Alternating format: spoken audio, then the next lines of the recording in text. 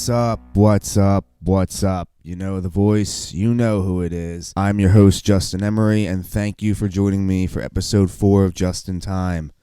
This week I have Vince Quinn, host of The Vince Quinn Show on CBS Radio and 94 WIP. But before jumping into the conversation with him, I have a few updates. First off, the website is officially up, www.justinpemery.com.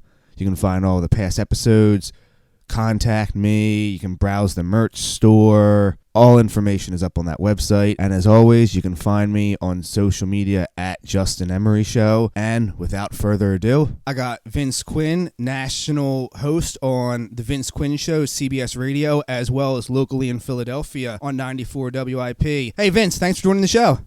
Yeah, Justin, thanks for having me, man. I'm glad we could finally get together. You know, we've had some back and forths on Twitter, and we finally made it happen. Here we are. Absolutely. Now, for those of you who don't know, Vince Quinn is the man of many names. There has been several times I've logged on to my Twitter. He's changed his name, and I'm sitting there like, who the hell am I following to realize that he's changed his name? Now, right now, he's the self-haircutter. However, earlier this week, I believe, you were the Zoom free trial expert. Oh, yeah, I was a Zoom free trial expert, and then I saw Tiger King, and so I was Vince Exotic for a couple of days, and now I'm the self-haircutter. All right, now I have to say that my favorite one of all time is when you were the Keto Ninja. That was probably my favorite one I've seen. You know, I miss keto. I might go back to it now that I'm quarantined. I might have to go back because I was losing weight like crazy with keto. It works. It works. So I'm not just a keto ninja. I'm a keto enthusiast and spokesperson now. It's official. So there you go. All right. So everybody keep that eye out for the new name, VQ Keto Enthusiast. Yes. So that'll be up next. So as I mentioned, you have a national sports show on CBS Radio. However, it's currently on hiatus due to the pandemic. So as someone who gets paid to talk, what are you doing right now in quarantine? Well, a lot of it is just research stuff. You know, I'm doing a lot of thinking ahead because with the national show, it is put on a hiatus, right? So with that being the case, like I'm looking at the draft, but not as heavily as I would. So I'm watching some highlights and things. I'm thinking more locally than I am nationally. I'm thinking about ways to build the show. For example, I want to come up with topics that they're called evergreen topics, right? Just something you can go to whenever. So I'm trying to think about that kind of stuff and just have a backlog of things I can go to. I'm trying to think about a soundboard. I've screwed around with doing a soundboard. That's one of those things that I want to do. So like radio wise, it's a lot of just planning ahead, finer details, that kind of thing. Just personally, I'm playing a hilarious amount of video games right now. I'm playing Overwatch all the time. My girlfriend loves this game Overcooked. We're playing that a lot. Now my buddies are available, so I'm playing The Division, which I haven't played in a while. I'm going to be playing Halo again. I'm going to be playing Gears 5. So it's just like it's video games and sports planning and the occasional workout, and that's pretty much my life right now. Yeah, and as far as on the video game front, I've played a significant amount, way more than I like to admit. I will just say that in my Madden franchise, it's 2026. And what team are you? That's an important question. Who's your team? Oh, I'm the Eagles. Okay. However, the vast majority of the guys that are currently on the team have retired. Oh, wow. Well, yeah, 2026. I Yeah. guess if you look at the team as it is now, yeah, a lot of those guys probably are retired. I believe the only true marquee name that's still on the team is Fletcher Cox. Oh, Fletcher Cox is still Fletcher on the Cox team in is still 2026. yes, he's still going strong. He's still like a 93 too. I'm really impressed. I think he's like 36 years old. Yeah. Oh my God, that's ridiculous. That's awesome. So wait, Fletcher Cox outlasted Wentz? Oh well, I actually moved Wentz. Oh, you yeah. traded Wentz. Okay, where'd you? I need to know about this. I moved. Well, I had originally moved him just for draft picks. That's heartless. Yeah, I did. I moved him for draft picks. However, round 2024-ish or so, the Ravens made a mistake of letting Lamar hit free agency, and I shelled out a 7-year, $266 million deal for Lamar Jackson. Oh my God. Yeah, I'm pretty cap strapped. But Yeah, I would imagine. but Doug has 5 Lombardis in his trophy case, and he is the most decorated player on the legacy board by far. He outlasted Brady's number one. I think Brady's about 40,000 on the legacy board. Doug Peterson's well over 60,000. Doug, the greatest player that football has ever seen. Oh, actually, know who else is still on the team? Well, not anymore, but in Madden, Ronald Darby. Ronald, really? Yes. That's like a total sleeper. I would never ever imagine that. He's willing to take like $1 million a year. He just he even at age like 33, he still has like a 93 speed. It's hard for me to turn that down. Yeah, no, I get that. So he is basically like the poor man's Darrelle Revis, where he was signing like $16 million a year every single year with a new team and having option years and all that. Like, Ronald Darby's the new Revis. That's all. Darby, he's got 5 Super Bowls in this franchise. He's going to the Hall of Fame. Damn right he is. He's going to the Hall of Fame. We all saw that coming. Fletcher Cox, he's got 5 Super. He's going to all this. The craziest thing was like 2024ish, I think, same season, I drafted a pair of defensive tackles in the 6th round because I needed them, and they're both superstars now. Same year, same draft, 2 defensive tackles, 6th round, both superstar. I've long said I don't understand how they rank Madden guys, but the guys that make the game are just much smarter than I am. They are significantly smarter than I am, and I just take them at their face value. Well, yeah, whatever happens. I mean, I used to rig the drafts when I was a kid, because like 2005, you could just run through the draft and you would know what prospects were top prospects. You'd be like, oh, well, I'll draft him in the 5th round now, whatever. You just like turn your system off and turn it back on. But now, yeah, I guess they're a little more sophisticated with it. It's a little harder to figure out what exactly you're drafted. But hey, when you got Fletcher Cox at 37 years old and he's still the greatest player you've ever seen, oh yeah, good mentor too. So you got the chemistry, you got the leadership qualities, all the intangibles. You're in good shape. Yeah, I believe he's also maybe like number 2 or number 3 all time in sacks by this point in time. It's so awesome. From the defensive tackle position, I think the one year he had 42 sacks. 42. Yeah, because what I did is I turned the time. Most games the franchise mode are 5-6 minutes. I got nothing but time. I cranked it up to a full 15-minute game. So I'm throwing for like 1,800 yards a game because it's Madden. Well, yeah, and it takes you like how many hours to get through a single hour game of Madden? 15-minute course takes like 3-4 hours. I can probably get through. Yeah. Well, with the accelerated clock, that helps speed it up. I'd say maybe maybe like a solid like hour and a half to hour and 45 minutes. Yeah, no, it takes a little bit of time. But That's awesome. With the accelerated clock running the play, and just because I'm sitting there trying to rack up 2,000 yards a game, the computer is still running plays normally, so it speeds the game up a little bit. But yeah, against the Giants, I was up 35-0 at the end of the first quarter. That game took like 4 hours to play. I had to play it in sessions. It took so long. That's incredible. You gotta love Madden, man. It's so ridiculous. Oh, it's great. So, you had mentioned you're doing a lot more locally during the pandemic than nationally. So we'll start there. How did you get your start at WIP? Oh well, that's a funny story actually. So here's what happened: is I was out of college. I had no idea what I was going to do, like literally zero idea whatsoever. I thought maybe I had a girlfriend in New York at the time. I was like, all right, maybe I'll get a marketing job or something. I thought I'd write commercials maybe. I was like, I could write like a funny commercial or two. I'll try that. And so I applied to a million different advertising companies. I literally had a day where I applied to 100 advertising companies and didn't get a single response back.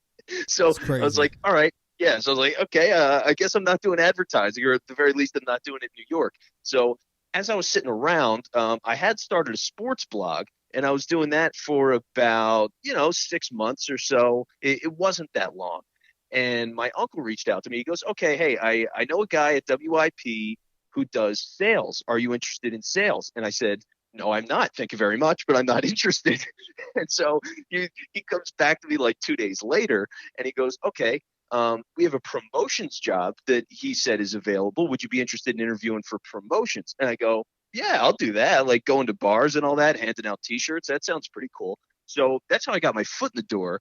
And from there, it just turned into a lot of different things. You know, what happened was after working in promotions for a little while, I started to gravitate towards producing. So I was learning how to, run a board and screen phone calls and come up with topics and all that kind of stuff. So I started to learn that. Like I would come home from doing a shift in promotion. So I'd be at a bar like an hour and a half outside of Philly. I'd drive back and then I would just know guys and I would stay and on my own time just learn how to produce. So I was doing that for a little while.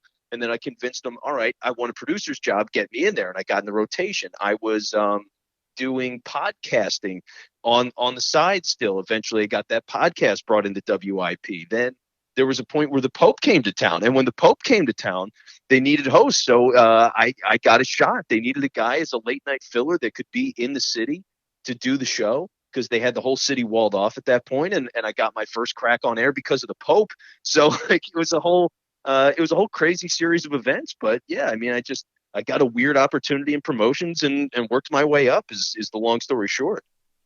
I really enjoy hearing those stories because very rarely do you ever hear any more of the person who started in one position, then jumped around to the next one, to the next one, to the next one, and then moved their way up.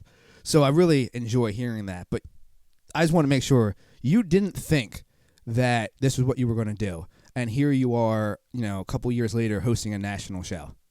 Yes, you are 100% correct. I did my first show about 5 years ago. And here's a weird thing. So I did my major in college was TV and radio. I went to Fordham, which is a good broadcasting school. Yeah, but very good. I didn't look. It's good for reasons that I don't understand. Like, I wasn't involved in anything relevant. Like, I was never in a TV studio in college, not once. They didn't even take us through as a class just to give it a look. For the radio stuff, same thing. There was a radio station at the campus, but the radio station was run by actual adults. Like it was a functioning professional radio station, not a college radio station. So I don't know. Maybe I just signed up for the wrong classes. Maybe I was a bit of a slouch in college too, but I just missed all that good stuff. So for me, when I got out, like my dad, he liked talk radio, but he didn't listen to sports talk radio. He listened to like the news a lot. He was a big news junkie, politics, those kinds of things. So we weren't listening to WIP all the time. Like I was the guy that would beg for us to just get the Eagles games on in the car when they were playing on a Sunday. And that was about it. Outside of like big games being on, we just didn't listen to sports talk. So it wasn't something on my mind. I thought about TV. I watched a lot of Comcast Sportsnet coming up. And so that was an interesting thing to me, that idea. Or doing TV writing. I was into comedy. I had done some stand-up. I'm actually doing it a little bold. Before everything went to hell, I was doing it a little bit again. And so I was thinking, all right, maybe I'll do some of that. I'll try to get into TV writing or whatever. But to fall into radio the way that I did, and then to get the opportunity to actually host and do it in my hometown and all that kind of stuff. Like I honestly never, it's something that now looking back is incredibly obvious that like, this is something I should have been doing. But for a long time, it never registered. It really never did until I was there. And like, even after I was at WIP for a year doing promotions, then it hit me of like, oh, I can host. I was literally doing podcasts at WIP and working there and didn't think of the idea that I actually really could be a host there. I mean, it took me that long to realize it. It was crazy. That's a great story. I love to hear that. Now, we had talked a little bit off air, speaking of hosts at WIP, and there's one that we have both had some interaction with. Do you have any legendary Big Daddy Graham stories that are safe for the podcast? Oh, well, he's talked about this a couple of times. He'll tell you that himself, that he gets a temper once in a while. Like when he gets agitated, he can explode. Now, I love Big Daddy, and he's a great guy, and he's done a million things for me. So I'm not trying to disparage the guy in any way. Let me preface this beforehand. Anybody that has spoken to me knows how important of a person he has been to me professionally. I've often said that he gave me my first chance. So by no means think that this is a shot at Big Daddy or anything. It's just you have to understand knowing him, he is one of the craziest people on the planet. Yeah, he's eccentric, I think, is a great way to put it. Yes. And so dealing with him, there was this one funny moment where I was producing, and I was new to producing. I was brand new at producing, and one of the first things, the rite of passage as a producer, is at some point you'll fill in and produce Big Daddy. Now for Big Daddy, he's got a little bit more production than the other guys do, because he's got all these different intros for all the different segments that he wants to do. He's got a special intro for the show in general, the When You're Smiling with the sound effects and stuff. So he's got a lot going on, generally speaking. And for me, just being a nervous wreck that I can be at times, like, I'm doing his show for the first time. I'm getting ready for it. It hasn't even started yet. He just shows up. It's like 45 minutes before the show is typically when he gets there. So he'd come in. He sees me down the hall. He goes, and we don't really know each other yet. Like, I trained, Dave Uram was producing the show at the time. I trained with Uram 2 or 3 times. So, like, he had seen me, but he didn't really know me yet. He just looks down the hall. He goes, so are you producing tonight? And I go, yeah, Big Daddy, I'm going to be producing tonight. He goes, bleep, this whole show is bleeped, and he kicks a trash can down the hall. And I was like, oh my God, like, what am I was like shaking, man. I was like 23 and just scared out of my mind that like, he was that pissed off. Now he cooled down like 5 minutes later and everything was fine, but it was just to get that kind of reaction, like, as an introduction to working with him, was so funny. So yeah, that was like one of those moments with Big Daddy. But again, like that, yeah, he's got an explosive temper. He's talked about that, but he's also an incredibly nice guy and a helpful guy. And so, like, to see those little moments once in a while, it's a funny thing, and everybody knows that about him. Yeah, that, first off, that was a hilarious impersonation. It was very on point. And secondly, his that little eruption out of him is very also on brand for him. Very on brand. It's funny. Yes. I'll tell you a quick story. I was interning. It was actually the first day interning on his show. And it was do you remember the Phillies game? I think it was 2010-ish or so, that went like 19 innings. It went like, and they had like I can't remember who the shortstop was at the time, but they had him like pitching during the game. Mm-hmm. And the game ended at like 1:48 in the morning. You know, he goes on at 2:00. I didn't have the final box score ready to go right at 2:00 because the game had just ended. I was waiting for everything to get finalized. Whew. I don't even remember what he said, but I know he lit me up. He lit me up. And I mean, just same as with you had mentioned, you know, by the time the first break came around, it was as if it didn't even happen. He didn't even remember it. But that initial reaction, whew. Yeah, it scares the living daylights out of you, man. It definitely does. It's so funny. So how did the opportunity present itself for you to go from local to national? So it's an interesting thing how that happens. So I'm at WIP, and, you know, I'm doing all sorts of things. You know, I do updates there, I produce there, I work with the morning show there, I host there. So doing all that different kind of work, like, that's been good. But yeah, I want more work if I can get it. And I was moving at the time. This was just a couple of months ago. You know, I started at National in October. So my girlfriend, she lived in North Jersey. She lived in Hoboken and works in Manhattan. So it was like, all right, she's working in Manhattan, I'm working in Philly. We're trying to figure something out in the middle. So we moved to Central New Jersey. We're living in New Brunswick. Central New Jersey, I know, is a myth to some people, so I'm sorry if I was about to say, where do you live? Yes, I live in the middle of New Jersey. I am calling it Central New Jersey, and I will fight anybody about it. I don't care. It is the middle of New Jersey. It is Central New Jersey. So living in Central New Jersey, I reached out to John Kincaid, actually. So another Philly guy who does radio in Atlanta, hops on the morning show a lot with Angelo. John Kincaid does some work at the network. As I was getting ready to move up this way, I said, hey, do you need any people up there? Is there anything I could do? You know, a tape I could send to somebody, I'll produce, whatever. And I ended up getting a tape into the program director there, and they liked what I brought to the table, and they just happened to have some openings at that time. So it was kind of right place, right time, right connection. And I was able to get a shot in the weekend overnight spot. So Friday into Saturday was my tryout. They gave me that for about 4 weeks. and we were going to see what happened after that. And then like 2 weeks in, they just said, we like you a lot. We're going to extend you. And from there, it ended up being my show, of course, until the pandemic swept in and blew all that to hell. But for a while, it was my show, and I had the weekend overnight, and I ended up expanding to both nights. I was doing Friday into Saturday and Saturday into Sunday. I mean, it was great. It was awesome. And you're recording that in New York, you said the studios are? Yeah, so that was live from New York. So what would Okay. happen is WFAN were like Mike Francesa. Now it's Boomer and Geo in the Sure, morning, like sure. all that stuff. So they're literally on the same floor in the same room. It's a big room, all these desks in the middle for all these update anchors and people cutting sound and all that. So one studio is WFAN.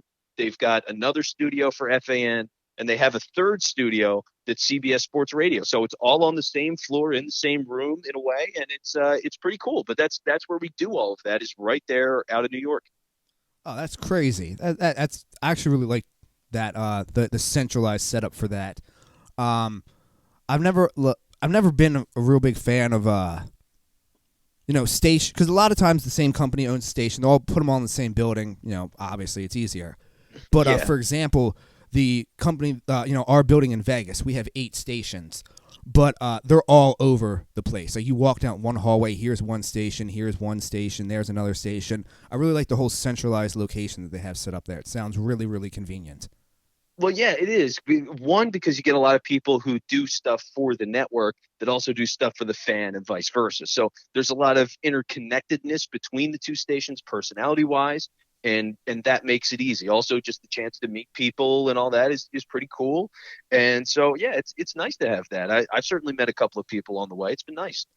What's been your favorite moment to cover while you're on air? Oh man, that's a hell of a question. One of the basic things, obviously, is just the Eagles winning the Super Bowl. I mean, I was on the air in Philly like a day or two after the Eagles won the Super Bowl. That's pretty amazing, to be able to do that in my hometown as an Eagles guy. That's about as cool as it gets. I mean, you just like I grew up getting Eagles gear every birthday, Christmas, whatever. People just give me Eagles stuff because that was the easiest thing. They'd know I'd want it, I'd wear it, and all that. So to be on the air as that happened, I mean, obviously that was really special. And then otherwise, I'm trying to think of specific moments, but there's certain things that I've really enjoyed, like because I like I think sports in a lot of ways is political. It's the way people feel about somebody and how strongly they should be punished if they commit this kind of crime, or like all the stuff with Kaepernick was obviously really political. There's a lot of like social standards that we put into sports. There's a lot of political things we put into sports, and to have those kind of moments too, and talk to people about like, okay, how should this be handled? How should that be handled? Is this an appropriate punishment? Like on a simple level, like Miles Garrett almost killed a guy. I mean, he took off his helmet. He bashed Mason Rudolph in the head with his own helmet. He could have killed him. He legitimately could have killed him. And okay, how do you punish a guy like that? To have those kinds of conversations, it's not as much as that's not like one of those big typical flashpoint moments for me being on the radio and having a chance to talk about that, and like, should there be an actual lawsuit against this guy? Should there be criminal charges against this guy? Like those kinds of things I really enjoy about doing the job, and moments like that really stick with me. Have you had to? Have you had any major breaking news that you've dropped while you're on air? That's a good question. I'm trying to think of any major stuff. I feel like I've been on for little transactions here and there. Like obviously the recent stuff was Kobe. I wasn't on the air for that. Yeah, I don't think I've broken anything that's like earth shattering. The closest thing I've got is just you hear about like as this pandemic stuff really started to get rolling. I feel like you've got an obligation because as much as it's sports and you're supposed to be an entertainer and like it's about having fun and an escape and all that kind of stuff. Like when the whole world of sports shuts down because of the virus, you got to talk about it, right? Like you just owe it to people to give them that information as it comes through. So recently, just as I mean, states were like not closed down yet, and so just to get a couple of states, I think it was like California had shut down that day. I think Illinois was shutting down that day. The governors in those states had just made the announcement. So breaking that news to people and getting somebody from KYW, which is right down the hall, news radio, to get somebody from a news radio station to bring them on and kind of break all that stuff down for people and what that meant. Like that was a pretty big moment. So that was just like 3 weeks ago, you know. So there's a case for you. All right, Vince, that was great to hear. That. I mean, I was kind of hoping you'd tell me like you broke. I don't know. I was hoping you would tell me you were on air for the Super Bowl. Come on, tell me like, yeah, I was on. I mean, obviously I know Merrill was, but you should have been like, yeah, they went to the post game, and I was there, and I was jumping up and down, screaming and all that because that's what I was doing. Now, but it's great though. I personally am a big fan of your show. The hours that you're on, I catch it. So while you might not be personally breaking it, you do break a lot of news personally to me. So I'm a big fan of that. Yeah, and that's the thing, right? Like the late night time slot, typically everything's already happened in the day. A lot of times when I'm getting on the air, it's 10 p.m. Eastern. So everything's happened at that point. Like it's sometimes getting on at 2 a.m. There's never news that happens at 2 a.m. And if it is, it's definitely not good news. But those kinds of things, yeah, it's hard to come by the breaking news, and that's part of the challenge too. You got to get that stuff that people have digested all day and make the most of it, you know? Yeah, definitely. Now we're gonna pivot a little bit. Talk some Eagles football. Sure. You're Howie Roseman. You're sitting at 21. Now, you obviously have the glaring needs, wide receiver. Everybody's saying that. Are you doing it? Are you trading up? You trading the pick? You going to get Yannick? If Vince Quinn is Howie Roseman, what is he doing? Well, if I'm Howie Roseman and I'm looking at this thing, because I'm Howie Roseman. So if it's me, I get Yannick. I go for Yannick. I mean, that guy is a proven NFL caliber, high quality pass rusher. That's what you want to draft. Like he's 20, he just turned 25. There are guys in the draft that are 24 years old every single year. You get a 25-year-old that can be on your team for the next 7 years, 8 years, and be that dominant alongside all of those defensive linemen that they've invested in the scheme that they've invested in with the defensive line. Like Yannick Ngakoue is everything you could possibly want. And that's what I would do. If you have to trade this year's first, I would gladly trade this year's first as much as all the receivers are there. Now, the complicated thing is, the Jaguars pick literally right before the Eagles and have a pick higher in the draft. So I don't know what their willingness is necessarily to get 3 guys in the first round. But if you can convince them to make that move and they decide that they want a 3rd player in that first round, then you go and make that trade, man. I mean, again, he is proven in the NFL, and the draft, you're just projecting guys to be that good. I mean, I hear your logic. However, I respectfully have to disagree. I'm going to get the receiver. And the only now I hear what you're saying. All your logic makes perfect sense. I just can't put that much money and resources into just the defensive line. That's really the only reason why I'm not doing it. Like, you need to give Carson weapons. I mean, you got Jackson, huge fan, unreliable, getting older.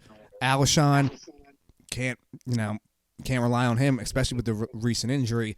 Ertz is only getting older. You need to replenish the weapons. And that's the only reason why I'm not 100% on board with your thoughts. Yeah, so here's part of it, too, is you look at the draft and you got to figure in the second round, there's going to be a lot of guys available. I mean, my God, I've been going through the wide receivers recently. This is a deep draft.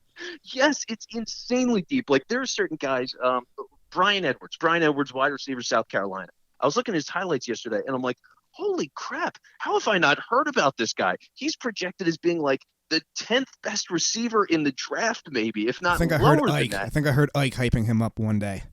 Yeah, he's in. Oh my God, check out his highlights. Like, they're insane. Now, apparently, he's got some issues with making easy catches, so that's why he's down on the boards a little bit. But to see the highlights of that guy and the size of that guy and what he would be in a typical year, that guy is a high second-round pick. He's probably a 3rd-round pick this year because there's just that much talent. And so when you've got that many guys available, I think you can get somebody in the second round that's really good, that could be very deserving, if not slid down the board just because there is so much talent and only so many teams are going to need a receiver that high in the draft. You can always trade up.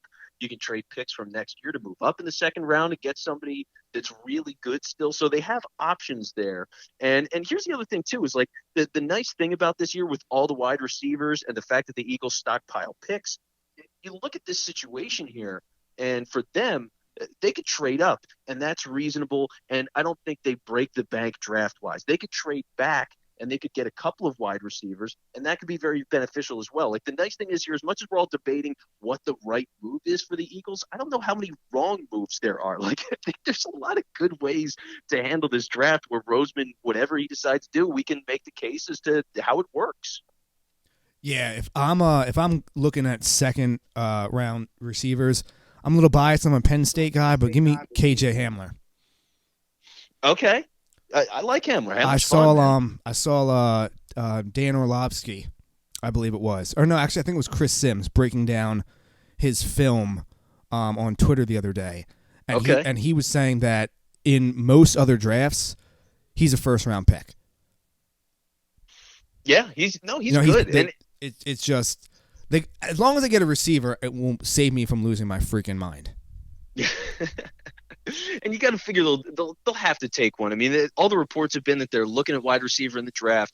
They didn't make an aggressive move after anybody in free agency, even the lower tier guys. It seems like, yeah, they were kind of sort of in the conversation, but who knows how much they really were. It doesn't seem like they were, and they want to get one guy, if not two or three, through the draft, and this is the draft to do it. It's just they got to, the main thing is it's not necessarily like need, it's more of, because there's just so many guys there, it's going to be talent evaluation and just are they good enough at evaluating the position after it seems like they blew the Arcega-Whiteside pick last year. Are they going to make the right choice with all these guys? Are they going to get the guy that busts? And that's the question more than anything. As long as they don't get another bust, that'll drive me up the wall. But yes. So the NFL, the owners approved the 7th seed in the playoffs starting next year. What do you think about that? I mean, I personally was originally against it, but then the more I thought about it, I actually like it. It puts more emphasis on locking up the number 1 seed, and I think it will make the teams. It will. How do I word this? Teams.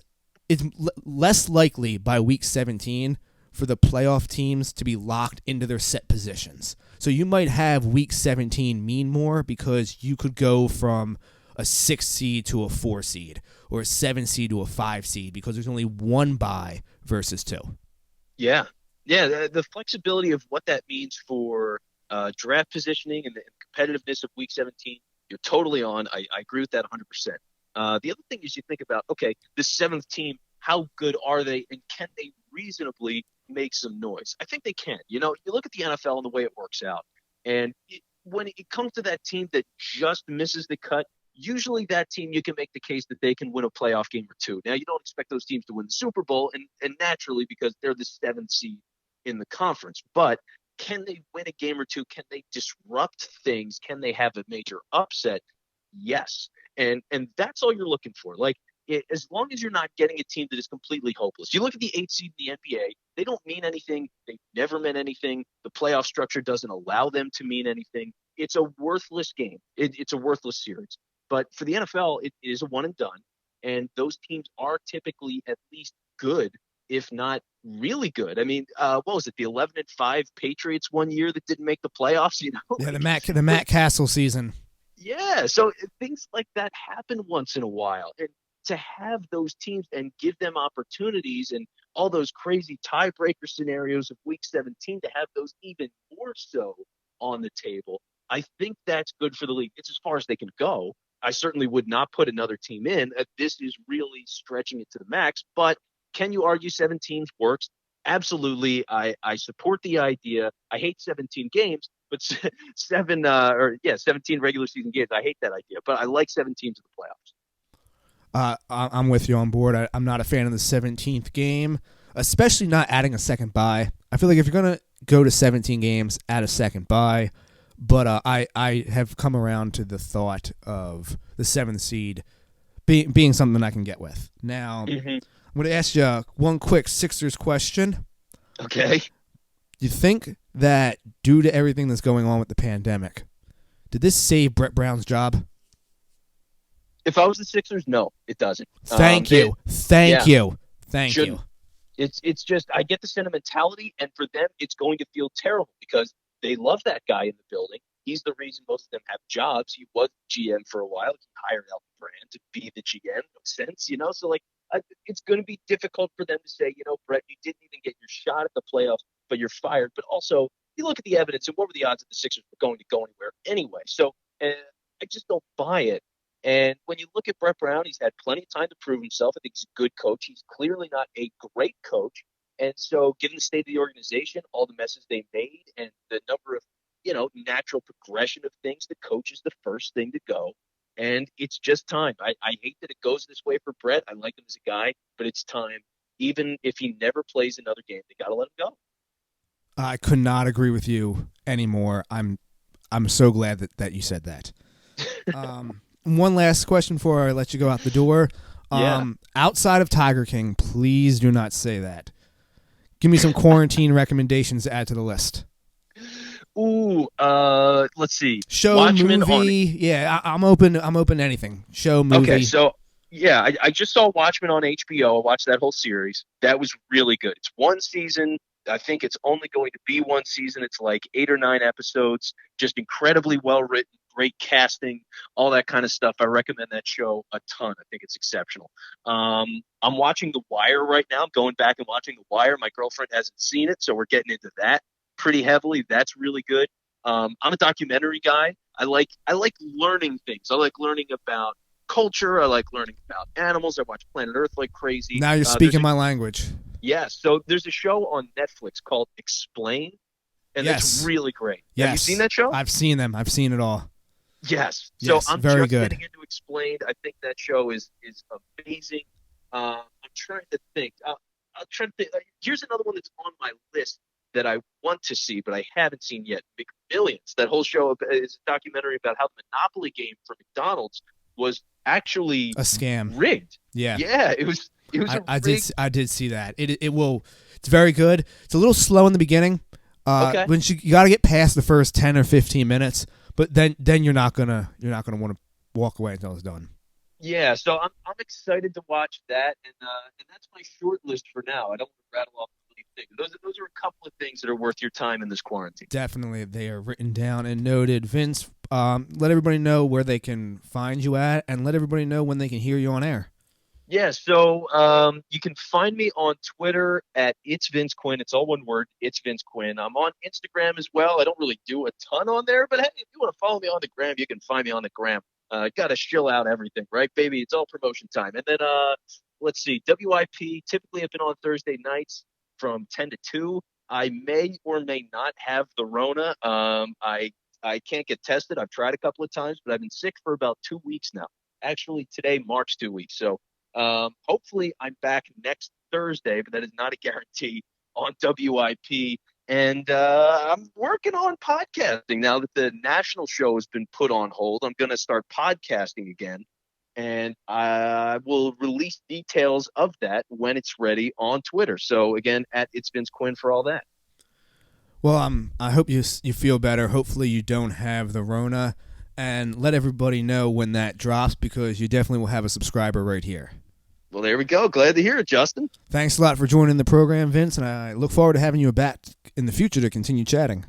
Yeah, no, glad we can make this work. I've had a great time. Great conversation there with Vince. He is one of my personal favorites who I enjoy listening to, and I was really looking forward to having him on. Episode 5 will drop on Monday and will feature a good friend of mine and former co-host, Marcus Bradham. So that should be a fun time. That will wrap it up for episode 4. Please rate and review, preferably 5 stars. Follow on all social media platforms at Justin Emery Show, and you'll catch me next week.